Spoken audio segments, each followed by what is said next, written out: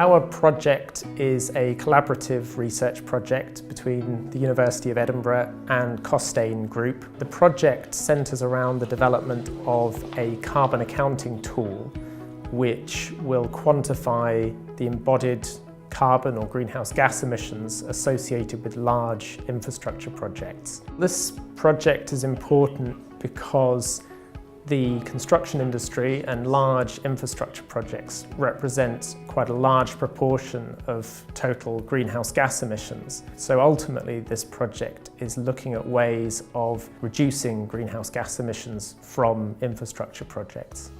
Well, one of the main challenges that we're looking to address with this project is the fragmented nature of the supply chain within large infrastructure projects. So typically a large project will be delivered by a whole range of different partners who will take on different parts of the project life cycle.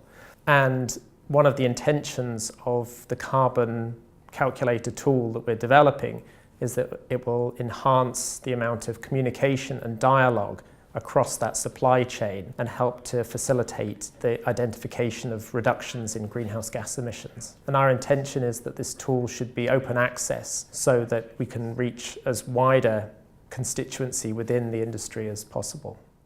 In terms of benefits for the broader industry, I think that so far the tools that do exist are somewhat detached from processes. And so what this tool will bring is it will integrate carbon management into our processes very early on in the estimating and planning stage, so it allows for much greater reductions to be achieved. I think the project is really important because there are a lot of new policy documents that are coming out, such as PAS 2080, the Infrastructure Carbon Review, the government's industrial strategy for construction, which have some quite lofty ambitions.